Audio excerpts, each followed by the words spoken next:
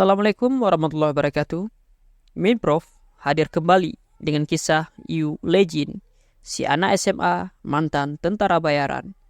Bagi teman-teman yang baru saja bergabung, silakan ke halaman utama channel untuk melihat playlist Yu Legend dari episode pertama. Jadi, langsung saja siapkan bantal, mulai rebahan, dan simak kisahnya. Setelah 002 menelepon, Legend menunggu panggilan lain dengan sabar. Jam terus berputar, namun masih tak ada panggilan. Legend memutuskan untuk push up. Dia berolahraga seperti biasa. Dan bahkan setelah menyelesaikan rutinitasnya, ponselnya masih tak berbunyi. Sesaat kemudian, Dayun meminta izin untuk masuk kamarnya. Legend membolehkan. Dayun terdiam sebentar, lalu bertanya. Kakaknya bilang orang-orang yang menyelamatkannya tempo hari adalah rekan kakaknya kan? Legend mengiyakan. Dayun lalu meminta kakaknya untuk menyampaikan terima kasih pada mereka. Legend bingung mendengar itu. Dayun memberitahu kakaknya, dia pingsan saat diculik dan tidak mengingat apa-apa selain ada seseorang yang masuk ke dalam rumah. Ketika tersadar, Dayun sangat takut karena ada tangan dan kakinya dalam keadaan terikat, serta matanya tertutup. Namun, tak lama kemudian terjadi keributan di luar. Lalu seseorang melepas ikatan di tangan dan kakinya. Orang yang menyelamatkannya saat itu mengatakan satu hal, semua sudah berakhir sekarang. Dia akan mengantarnya kepada kakaknya. Dayun tidak tahu kalau orang itu adalah 002. Meski nada bicaranya sangat dingin, tapi Dayun sama sekali tidak merasa takut. Dia tidak bisa melihat mereka dengan jelas karena mereka menyuruhnya untuk tidak melepas penutup mata. Sepanjang perjalanan, orang-orang itu memperlakukannya dengan sangat hati-hati.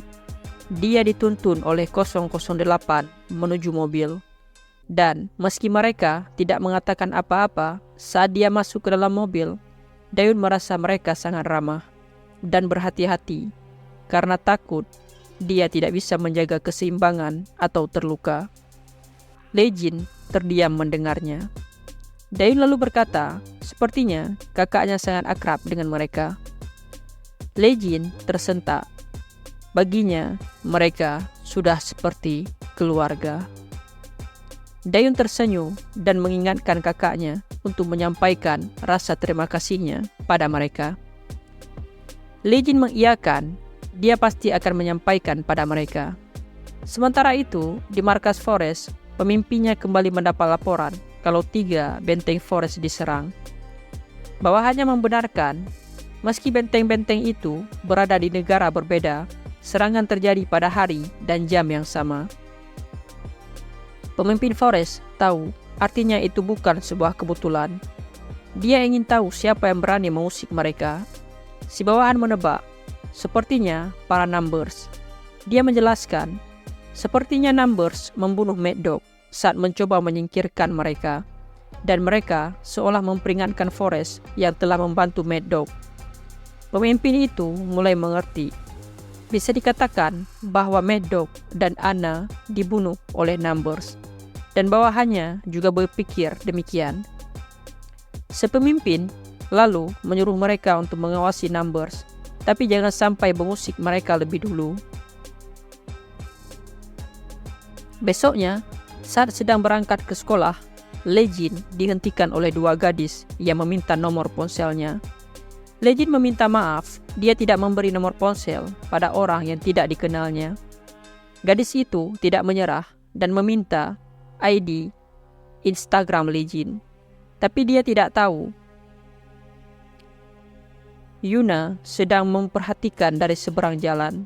Raut wajah Yuna terlihat murung. Melihat itu, Sekjo mengerti apa yang sedang terjadi. Namun tiba-tiba seseorang berkata dengan kesal, bahkan hari ini dia memulai hari dengan hal itu. Yuna kaget, itu suara Jae-hyuk. Jae-hyuk terus mengoceh. Dia mengerti jika melihat paras Lejin, tapi bukankah sudah kelewatan jika hal itu terjadi beberapa kali hampir setiap hari? Yuna menertawakannya. Apa dia iri? Jae-hyung membalas, memang agak iri melihatnya. Tapi daripada itu, apa dia tidak apa-apa? Yuna kebingungan. Dia tidak mengerti. Jae-hyung kembali berkata, apa dia tidak kepikiran melihat hal seperti itu terjadi? Jika itu dirinya, sepertinya akan sangat terpikir. Hyuk-jin mengangguk. Dia juga begitu. Meskipun sudah tahu sifat Lejin, sepertinya dia akan gelisah jika itu terjadi berkali-kali. Yuna jadi panik dan berteriak, kenapa dia harus kepikiran? Namun mereka semua menatapnya, termasuk Sekjo. Apa Yuna menganggap mereka bodoh? Saat bersama Lejin, dia segitunya menatap Lejin. Jika ada kesempatan, kenapa juga mereka tidak tahu kalau dia menyukai Lejin? Yongshan menambah, saat Lejin tidak ikut ke warnet atau tidak ada di tempat persembunyian, wajah Yuna jadi murung banget. Dia hanya bersemangat jika ada Lejin. Muka Yuna memerah mendengar hal itu. Hyuk-jin heran melihatnya. Apa dia pikir kalau dia tidak menunjukkannya dengan jelas? Jae-hyung malah berpikir dia bodoh. Yongshan juga ikut berkomentar. Menurutnya, Sekjo lah masalahnya. Sekjo tidak pernah menyinggung soal itu. Jadi, Yuna tidak tahu. Sekjo membalas, dia pikir itu hal yang tidak perlu diutarakan. Tiba-tiba, Yuna berteriak dan menyuruh mereka berhenti. Dia tidak apa-apa, jadi mereka tidak perlu khawatir. Setelah mengatakan itu, dia berbalik dan pergi. Jae-hyung menggaruk kepalanya. Dia baru tahu Yuna agak sensitif dalam hal seperti itu. Padahal dia pikir Yuna penuh dengan percaya diri. Sementara Sekjo tersenyum melihat tingkah temannya itu. Di kelas, Yuna tidak fokus dengan pelajaran dan kepikiran perkataan Jae-hyung tadi. Dia kemudian melirik ke arah Lejin. Lejin balik meliriknya. Seketika Yuna memalingkan wajahnya. Sekarang mereka berdua seolah tak saling kenal. Rutinitas Lejin seperti biasa kembali normal. Hari ini dia mengikuti pelatihan bersama pengawal SW sepulang sekolah. Meski kali ini pelatih terus memerintahkan untuk mempercepat lari mereka, dia tetap bersemangat. Sementara itu, Yuna menemui Ji di kantor dan menanyakan hubungan pertunangannya. Ji merasa jengkel. Dia menyuruh Yuna keluar dari sana jika membicarakan hal seperti itu. Yuna mengatakan dia mengerti dengan raut wajah bahagia. Melihat itu, Ji bertanya kenapa dia menunggu Lejin selesai latihan di kantornya. Yuna terkejut dan membantah. Dia datang ke sana untuk menemui kakaknya. Ji tahu adiknya berbohong. Dia lalu bertanya, apa Yuna senang bisa menjalani kehidupan normal tanpa harus memikirkan perusahaan? Yuna tersenyum mengiyakannya. Rasanya seperti sesuatu yang membebani pikirannya telah lama menghilang. Ji bersyukur mendengarnya. Yuna juga terlihat senang. Ji lalu bertanya lagi, apa adiknya sudah menyatakan perasaan pada Lejin? Pertanyaan itu membuat Yuna tersentak. Apa maksudnya itu? Kenapa dia harus mengatakan perasaan pada Lejin? Dan kenapa kakaknya menatapnya seperti itu? Ji lalu berkata, dia tahu kan kalau Lejin sangat populer. Raut wajah Yuna berubah. Dia mengetahui itu. Ji melanjutkan, mungkin Lejin lebih populer dari yang dipikirkannya. Cha Seoha dari agensi mereka tertarik pada Lejin, dan Sofia yang tempo lalu datang ke negara mereka tampaknya juga sangat tertarik pada Lejin. Lagi-lagi Yuna terkejut mendengar kakaknya. Dia bertanya, memastikan Sofia, putri dari keluarga Borai. Jie mengiyakan. Lagi pula, selain mereka, tidakkah menurutnya masih ada banyak lagi? Yuna baru menyadari belakangan ini banyak sekali gadis yang mendekati Lejin. Itu membuatnya panik. Jie menghela nafas. Ya, karena Yuna belum menyatakan perasaan pada Lejin, mungkin bisa menjadi hal yang bagus. Ia teringat perkataan Lejin dan memberitahunya tentang itu. Anak itu bilang dia tidak tahu apakah dirinya berhak untuk menyukai seseorang. Meski tidak tahu apa artinya, tapi sepertinya dia punya alasan. Jie heran, padahal anak itu masih muda. Tapi entah kenapa dia punya begitu banyak beban. Yuna salah memahami maksud kakaknya. Berpikir jika mungkin Lejin sudah punya pacar. Belum habis mendengar penjelasan kakaknya, Yuna bangkit dengan lesu, berjalan perlahan pergi dari sana. Jie kembali dibuat kesal. Padahal dia sedang berbicara. Saat pulang, Yuna berpapasan dengan Lejin dan Sekju, membuatnya kembali overthinking. Bukankah Lejin mengatakan hal seperti itu karena mempunyai pacar? Dia juga sudah lama tinggal di luar negeri. Bisa saja dia punya pacar di sana. Melihat ekspresinya tak seperti biasa, Sekju bertanya, "Apa Yuna ada masalah?" Yuna menjawab tidak. Tapi dia kemudian menatap Lejin yang kebingungan. Sorenya, di markas skuad mabar, terdengar teriakan kesal Jae-hyo. Dia geram dengan Yuna yang mengulti player yang sudah mati. Tapi dia diabaikan. Yuna sibuk dengan pikirannya. Tidak percaya kalau Lejin punya pacar. Dan itu membuat Jae-hyo semakin kesal.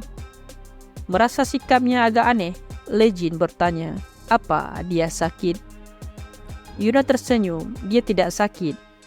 Namun, jawabannya membuat seseorang semakin jengkel. Jae-hyung bangun dan menunjuk-nunjuk. Yuna berpura-pura tidak dengan saat dia bertanya, tapi langsung menjawab saat Lejin yang bertanya. Sementara Hyunjin tertawa di samping, menikmati dramanya. Sekju lalu menghampiri Yuna, mengatakan sepertinya dia kelihatan tidak enak badan dan mengajaknya pulang. Yuna bersikeras dia baik-baik saja, tapi Sekju meminta Lejin untuk mengantarnya, membuatnya tak bisa menolak. Dalam perjalanan, Yuna meminta maaf, padahal Lejin sudah lama tidak main, tapi harus pulang lebih awal karena dirinya. Lejin tidak mempermasalahkan itu. Karena masih penasaran, Yuna memutuskan untuk bertanya tentang tadi. Dia memintanya menjawab dengan jujur. Apa mungkin Lejin punya pacar? Lejin kebingungan. Yuna mengulang pertanyaannya, menunggu jawaban. Lejin terdiam sejenak, lalu menjawab, tidak punya. Yuna kembali terlihat bersemangat setelah mendengar itu. Dia lalu mengajak Lejin ke minimarket untuk membeli kimbap segitiga dan ramen cup. Lejin bertanya, apa dia sudah merasa lebih baik? Yuna berdalih, kan dia sudah bilang tidak apa-apa. Toh dia juga lapar sekarang. Lejin yang dingin akhirnya tersenyum, mengikuti calon pacarnya. Tanpa mereka tahu, 002 dan timnya sedang mengawasi Yuna. Dia memastikan identitas gadis itu adalah cucu Presdir SW. 004 menyela, jika SW berarti itu perusahaan terbesar Korea yang baru-baru ini terjun ke industri militer. Si Ninja membenarkan, namanya Shin Yuna, dan dia sekelas dengan 001. Mereka berlima melihat dengan seksama ekspresi bahagia 001 yang jarang ditemukan. 016 berkata, ternyata 001 hidup dengan baik. Tapi 004 tidak setuju. Bukankah hidup 001 terlalu baik? Sekarang mereka semua terdiam.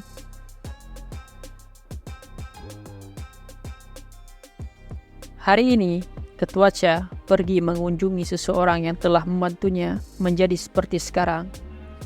Dia berdiri sambil menatap foto orang tua di dalam kaca.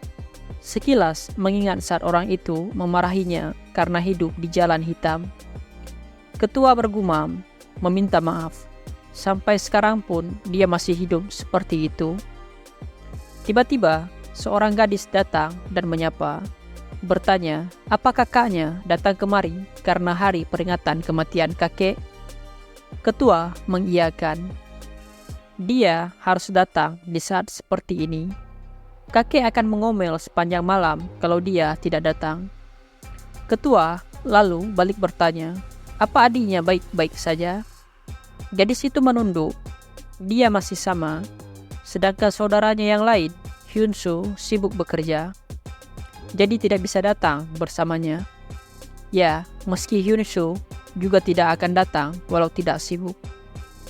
Ketua diam sejenak, lalu berpamitan, meninggalkan adiknya di sana. Di luar sedang hujan. Terlihat Hyun-soo sedang menunggu sambil memegang payung. Begitu ketua keluar, dia segera berlari menjemputnya. Melihat itu, ketua Cha heran. Kenapa dia terus berdiri di luar saat sedang turun hujan? Seharusnya dia menunggu di dalam mobil. Hyun-soo berdalih. Dari tadi dia berada di dalam mobil terus. Ketua tahu dia berbohong karena bajunya basah semua. Saat pulang, Cha Do-sik kembali mengingat masa lalunya saat dia tertangkap basah mencuri motor di bengkel kakek. Hari itu, ketua dimarahi habis-habisan. Kakek kesal mendengar alasan Do-sik mencuri motor karena bosan. Kecuali mencuri makanan karena lapar, dia tidak akan membiarkannya begitu saja. Jadi bersiaplah. Mengetahui Do-sik tidak mempunyai orang tua, kakek menyuruhnya bekerja di toko untuk membayar curiannya. Jangan berpikiran untuk kabur. Mulai besok, dia harus berangkat kerja setiap harinya. Sampai suatu ketika Do-sik terkena masalah. Karena berkelahi, kakek terpaksa harus membungkuk meminta maaf pada orang tua murid yang dihajar Do-sik. Setelah itu, Do-sik terus bekerja pada kakek meski selalu kena marah. Saat Hyun-soo memberitahu kakek Lee-jin sedang memilah sampah, ketua tersadar padahal hari sedang hujan. Seharusnya kakek memilahnya nanti saja. Ketua lalu menyuruhnya menghentikan mobil. Hyun-soo mengerti dia akan menyusul setelah memarkirkan mobil. Ketua segera menghampiri kakek, memintanya untuk istirahat karena sedang hujan. Kakek tersenyum dan berkata jika beristirahat sehari karena hujan, sampah akan menumpuk. Terasa lebih nyaman kalau sampahnya segera dibereskan. Orang-orang juga menyukai itu. Karena tak bisa memaksa, ketua memutuskan untuk membantu. Namun kakek menghentikannya, itu bisa membuat jasnya kotor. Tapi Do-sik mengatakan dia bisa mencucinya. Kakek lalu berterima kasih karena selalu dibantu setiap saat. Tapi sepertinya dia tidak kelihatan beberapa hari ini. Do-sik menjelaskan bahwa dia pulang kampung sebentar karena ada urusan.